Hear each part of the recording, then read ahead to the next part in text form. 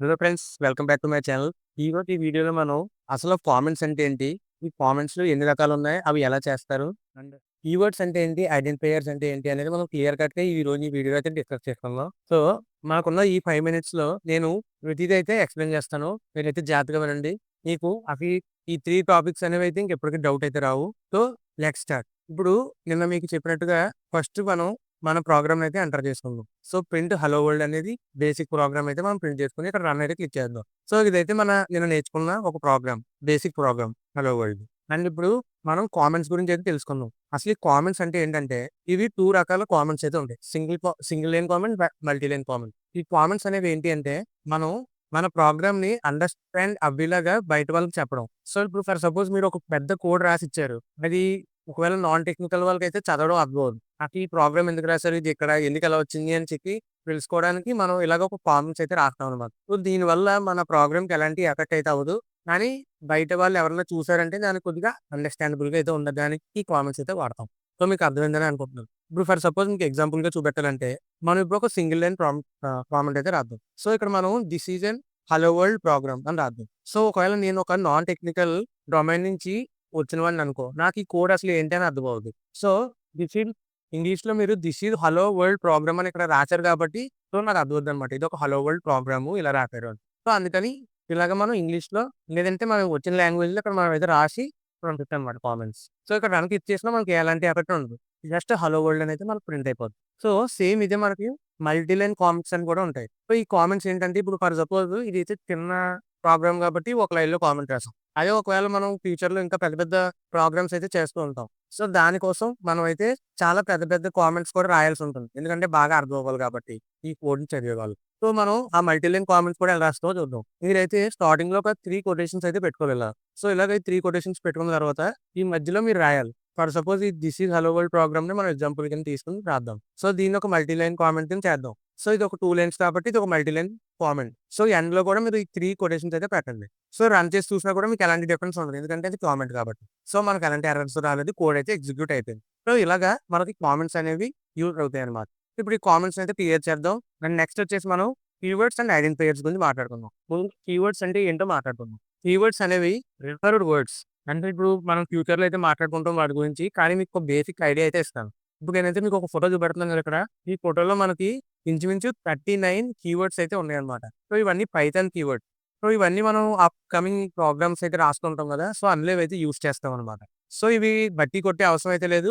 Just keywords అనేవి ఇలా ఉంటాయి. ఇవి అరౌండ్ 30-39 మధ్యలో ఉంటాయని అయితే గుర్తుపెట్టుకోండి చాలు. అండ్ వీలైతే ఇది ఒక స్క్రీన్‌షాట్ తీసుకోండి. మీకు ఎప్పుడైనా రిఫర్ చేసుకోవడానికి అయితే యూజ్‌ఫుల్‌గా ఉంటుంది. లైక్ ఇంటర్వ్యూస్‌లో అది కూడా మీకు కీవర్డ్స్ ఎన్నుంటాయి ఏంటని అడుగుతారు కానీ, ఈ కీవర్డ్ అంటే ఇప్పుడు ఫర్ సపోజ్ ఇక్కడ కంటిన్యూ అనేది అయితే ఉంది. ఈ కంటిన్యూ అనేది ఎందుకు ఉపయోగపడుతది అని అడుగుతారు గానీ, మొత్తం కీవర్డ్స్ అన్ని చెప్పు అని అయితే అడగరు. కోర్స్ మన సెమిస్టర్ ఎగ్జామ్స్‌లో అయితే ఇలాంటి మెకానికల్ క్వెషన్స్ అయితే అడుగుతుంటారు. ఇది ఎందుకొచ్చింది? అయ్యెన్నున్నాయి? ఇలాంటివి అయితే అడుగుతారు. సో దట్ మీరైతే గుర్తుపెట్టుకోవాల్సి ఉంటుంది ఇవన్నీ నాకు తెలిసి.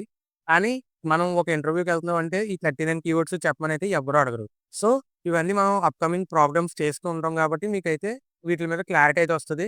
సో, ఇవన్నీ మీరైతే గుర్తుపెట్టుకోగలరు. సో, సెపరేట్‌గా ఇవైతే చదివే అవసరం లేదు. మనం ఎలాగో ప్రోగ్రామ్స్ రాస్తాం కాబట్టి మీకైతే ఈజీ అయిపోద్ది ఇవి చేసే కొద్దీ. అయితే ఫైనల్‌గా ఇలా గుర్తుపెట్టుకోవాలి. కీవర్డ్స్ అనేవి కొన్ని రిజర్వ్డ్ వర్డ్స్ అండ్ ఇవి మనం ఎనీ అదర్ నేమ్స్ కింద అయితే వాడకూడదనమాట. ఇప్పుడైతే చూపెడతాను మీకు చూడండి. సో, ఇప్పుడు కీవర్డ్స్ అంటే మీకు ఒక ఐడియా వచ్చింది. ఒక రిజర్వ్డ్ వర్డ్స్ అని. అండ్ ఇప్పుడు ఐడెంటిఫైయర్స్ గురించి మాట్లాడుకుంటే ఇప్పుడు మనం ఏదన్నా ఒక పేరు ఇవ్వాలి. అంటే ఇప్పుడు నా పేరు చైతన్య.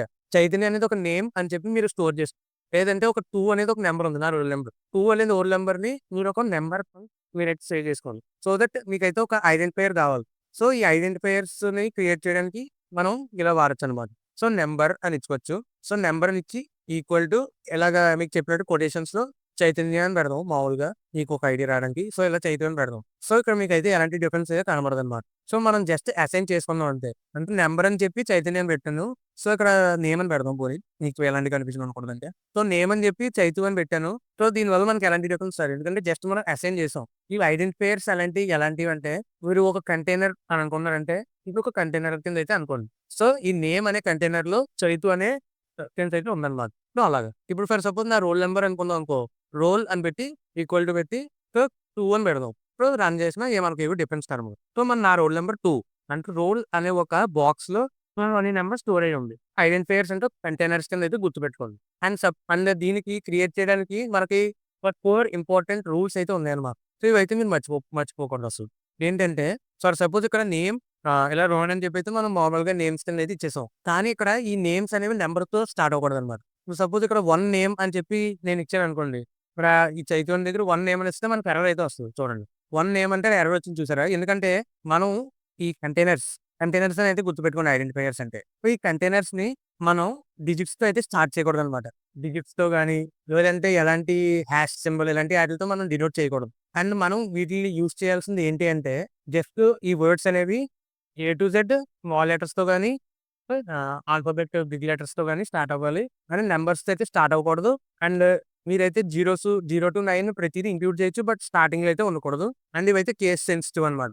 అండ్ ఈ కేస్ సెన్సిటివ్ అనే పదం మీరు కొత్తగా వినుండొచ్చు. అసలు కేస్ సెన్సిటివ్ అంటే ఏంటో చెప్తాను చూడండి. కేస్ సెన్సిటివ్ అంటే సపోజ్ ఇక్కడ నేమ్ అని అయితే ఇచ్చాను. సేమ్ ఇక్కడ క్యాపిటల్‌లో నేమ్ అని ఇచ్చానంటే ఈ 2 పదాలు వేరు వేరు కింద అయితే దానికి అర్థమవుద్ది. ఎందుకంటే ఇక్కడ స్టార్టింగ్ స్మాల్ ఎన్ అయితే ఉంది. అండ్ ఇక్కడైతే కింద క్యాపిటల్ ఎన్ అయితే ఉంది. సో, అలాగా ఈ కేస్ సెన్సిటివ్ అయితే వస్తదనమాట. ఇవైతే డిఫరెన్సెస్ అండ్ మీకు క్లియర్‌గా అయితే అర్థమైందని అనుకుంటున్నాను. ఒకవేళ మీకు ఏదైనా స్పెసిఫిక్ డౌట్ కింద ఉంటే దాన్ని నెక్స్ట్ వీడియోలో నేను కవర్ చేయడానికి అయితే ట్రై చేస్తాను. సో, మరి కింద కామెంట్స్‌లో చెప్పండి. సో, ఒకసారి అయితే క్విక్‌గా రివిజన్ చేసుకుందాం. సో, మీరైతే సింగిల్ లైన్ కామెంట్ చెప్పాలి అంటే మీరైతే హ్యాష్‌ట్యాగ్ అయితే వాడాలి. అండ్ ఒకవేళ మీరు డబుల్ లైన్ కామెంట్ ఇద్దామంటే ఇలా 3 హ్యాష్‌ట్యాగ్స్ అయితే ఇవ్వాలి స్టార్టింగ్‌లో అండ్ ఎండ్‌లో. సో, ఇదైతే మీకు మల్టీ లైన్ కామెంట్ ఇస్తది. అండ్ కీవర్డ్స్ అనేవి ఇందాక మీకు చూపెట్టినట్టు ఇలాగా ఒక 39 అయితే ఉంటాయి పైథాన్‌లో. ఇవి మనం అప్‌కమింగ్ వీడియోస్‌లో అయితే ప్రతిదీ డిస్కస్ చేసుకుందాం. ఎందుకంటే మనం ప్రోగ్రామ్స్ రాసే కొద్దీ ఇవైతే మనకు అన్ని బ్రెయిన్‌లో అయితే ఫిక్స్ అయిపోతుంటాయి. అండ్ నెక్స్ట్ వచ్చేసి ఐడెంటిఫైయర్స్ అనేవి ఒక కంటైనర్. సో, ఇవేంటంటే మనం ఇచ్చి డేటాని స్టోర్ చేసుకుంటదనమాట.